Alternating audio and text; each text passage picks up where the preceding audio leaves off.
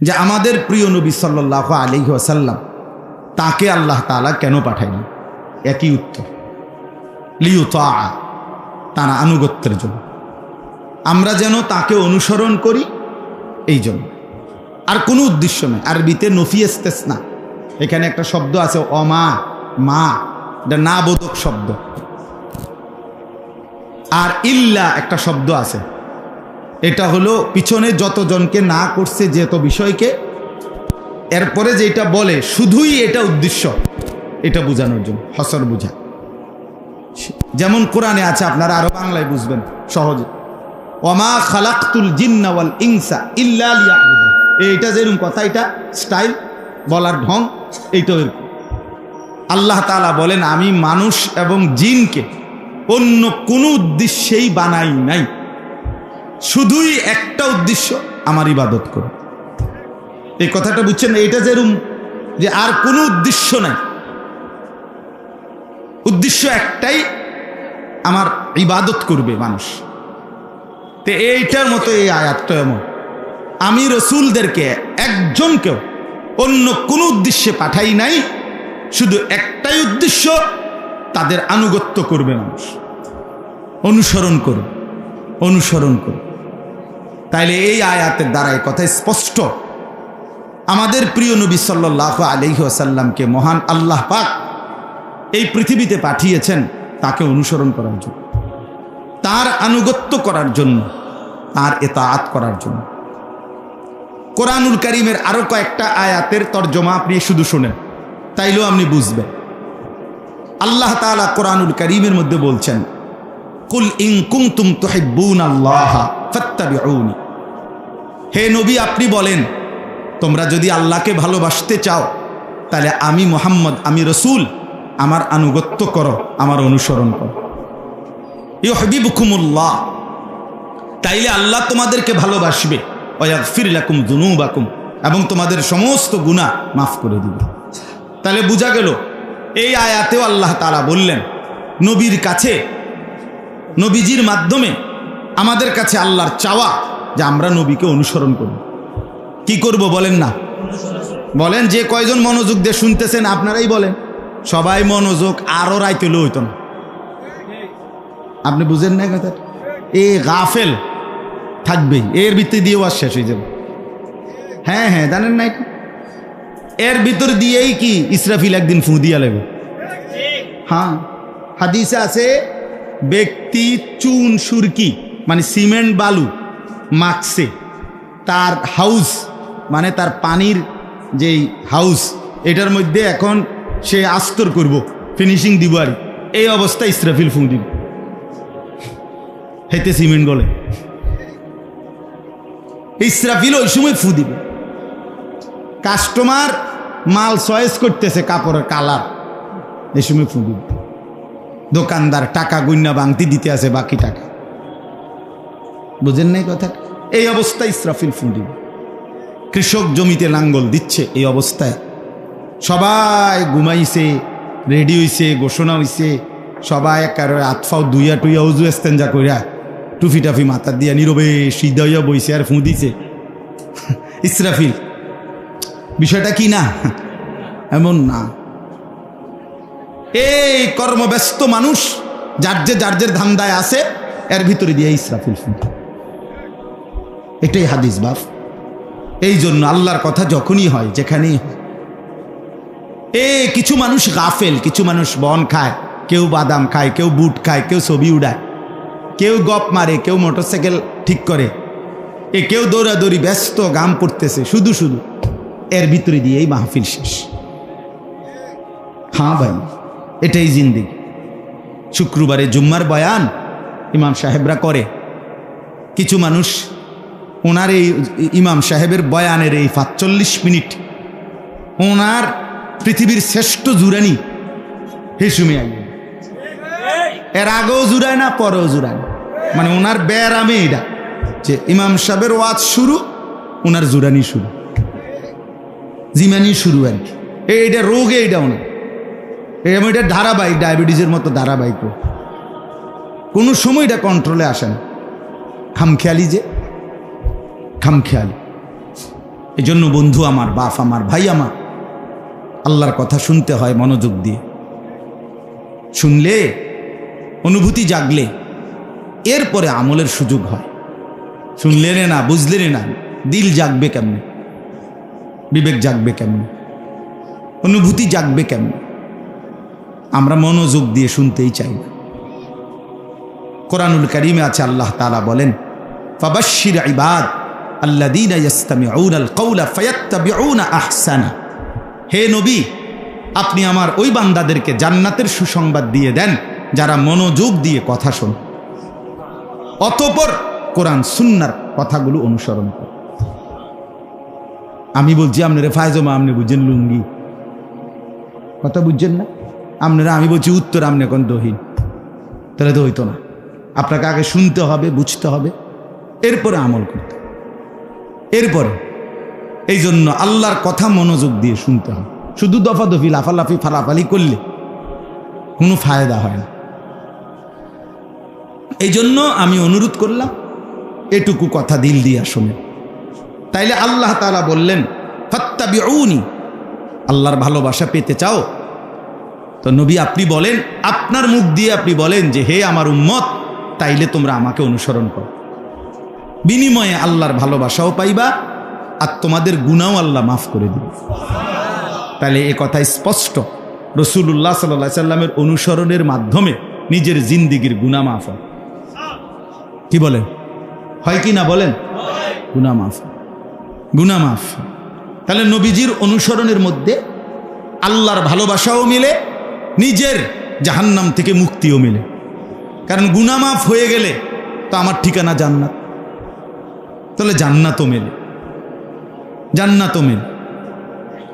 এরপরে দেখেন কোরআনুল কারীমের মধ্যে আছে, লাকাদ কানা লাকুম ফি রাসূলিল্লাহি উসওয়াতুন হাসানা। নিশ্চয়ই, অবশ্যই তোমাদের জন্য আল্লাহর রসুলের মধ্যেই রয়েছে সর্বোত্তম আদর্শ। তোমাদের জিন্দেগীর সবচেয়ে সুন্দর মডেল, সৌন্দর্য, আদর্শ রয়েছে আল্লাহ বলেন আমার রসুলের মধ্যে, নবী সাল্লাল্লাহু আলাইহি সাল্লামের মধ্যে। তো এখন আল্লাহ বলেন সেই আদর্শকে অনুসরণ করবে কারা? নবীর তরিকা, নবীর জিন্দেগি, নবীর সৌন্দর্য দেখবে কারা? লিমান কানা ইয়ারজুল্লাহ, যারা আল্লাহকে পেতে চায়। কাকে? ওয়াল ইয়াউমাল আখিরা, যারা আখিরাতকে পেতে চায়, অর্থাৎ আখিরাতের মুক্তি, ফুলসিরাতের মুক্তি, জাহান্নাম থেকে মুক্তি, জান্নাত প্রাপ্তি, এটা যারা চায় আল্লাহ বলে তারা আমার রসুলের মধ্যেই তাদের জীবনের সৌন্দর্য খুঁজে পায়। ওয়া যাকারাল্লাহা কাসীরা, এবং যারা আল্লাহ পাকের বেশি বেশি জিকির করতে চায়, আল্লাহর জিকির যারা বেশি করতে চায়, করে, আল্লাহ বলেন তাদের জন্য আমার রসুলের মধ্যেই রয়েছে উত্তম আদর্শ। তাহলে বেশি জিকির করতে করে যারা, তারা রসুলের অনুসরণ করে। যারা আখিরাতকে পেতে চায় তারা রসুলের অনুসরণ করে।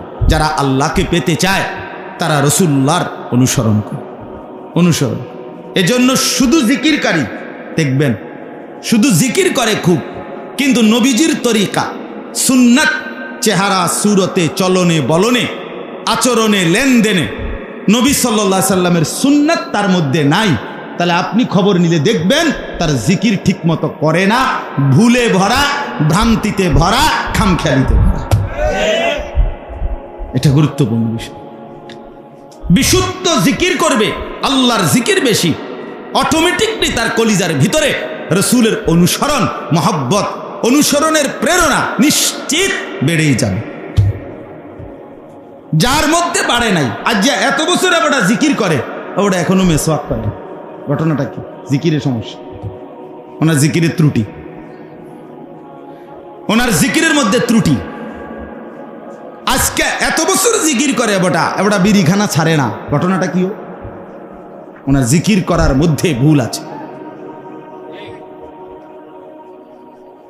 আজকে এত বছর উনি জিকির করে, অথচ চা দোকানে টেলিভিশন দেখার আড্ডাটা এখনো ছাড়ে না। বুড়ো হয়ে গেছে, 65 বছর বয়স, 70 বছর বয়স, এখনো টেলিভিশনের আড্ডা ওনার ছাড়ে নাই। এখনো কথা বললে, আক করলেই গালি দেয়, গাইল্লানি ছাড়া বুড়া বেড়া, বাঁকা হইয়া গেছে বেড়া, তে বেড়া অন গাইল্লা, এমন অসভ্য মানুষ নাই?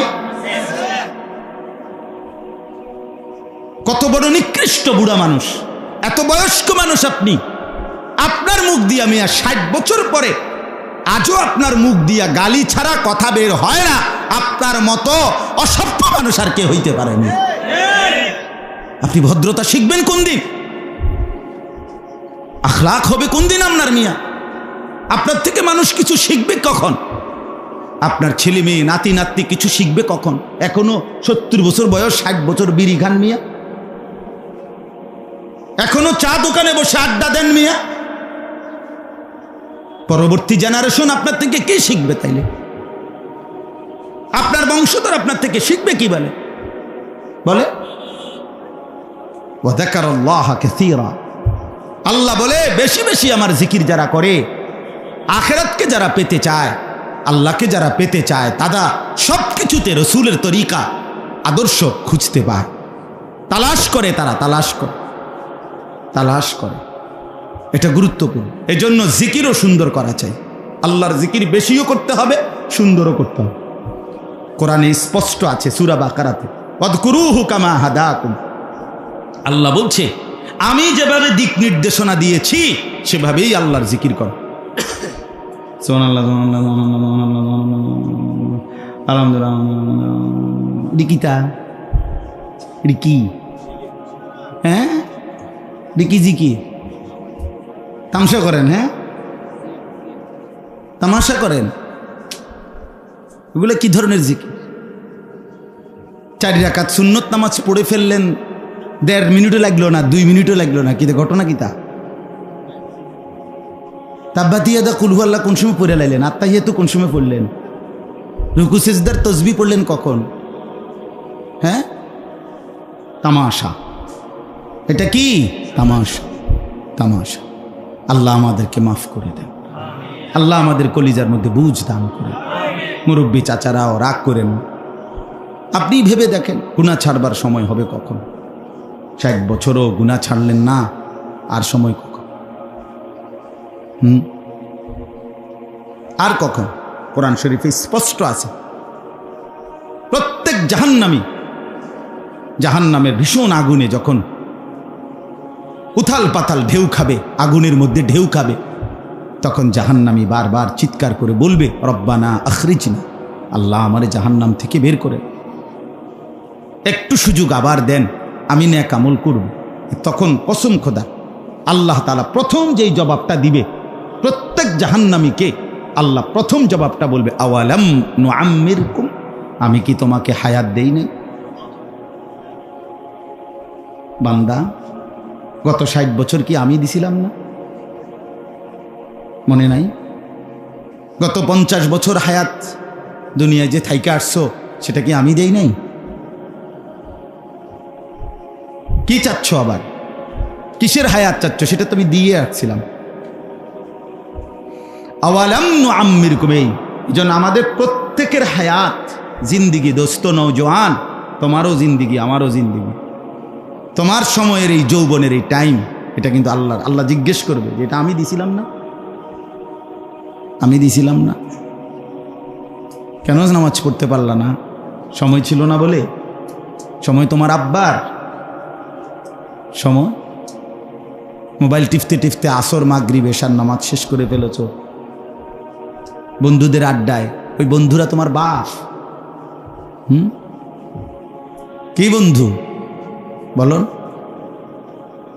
ওরা তোমার সমস্ত প্রয়োজন পূরণ করে দেয়। সামান্য পেটে ব্যথা হইলে তখন এই বন্ধুদেরকে ডাকেন না আল্লাহকে ডাকেন? তাহলে ওই দুষ্ট জানোয়াররে যে তার পিছনে আড্ডা দিয়া যে সময় শেষ করলে, হ্যাঁ? আল্লাহ আমাদেরকে হায়া লজ্জা শরম দান করে। লজ্জা জীবনের বড় সম্পদ। আল হায়াউ শু'বাতুম মিনাল ঈমান, নবী সাল্লাল্লাহু আলাইহি সাল্লাম বলেন ঈমানের সবচেয়ে গুরুত্বপূর্ণ একটি শাখা হায়া, লজ্জা, বিবেক, অনুভূতি। তাহা কি করছি, কার জমিনে, কার রিজিক খেয়ে, কার আসমান আর জমিনে আমি নাফরমানি করছি, এই লজ্জাটা আসা, অনুভূতি, হায়া। শেষ, অনেক বড় সম্পদ। নবী সাল্লাল্লাহু আলাইহি সাল্লাম বলেন, ইযা লাম তাস্তাহি ফাসনা মা শিত, যখন হায়া লজ্জা চলে যায় তো যা ইচ্ছা তুমি তাই করো, যা নাফরমান, তোর যা মন চায় তোর জন্য শরমে নাই। আর কি আর কি? এই যে সমস্ত ছেলে দেখবেন রাস্তার পাশে পেশাব করে, এগুলোর কোনো শরম নেই, এরা এরপরে কোনো কিছুতে আর লজ্জাবোধ করে না। আপনি দেখেন এই ছেলেগুলোর আর কোনো কিছুতে, এতে জন জিন্দেগি কুত্তার মতো বানাইয়ে লাইছে, আর কি হেতে তো শরম খুললে এলাইছে।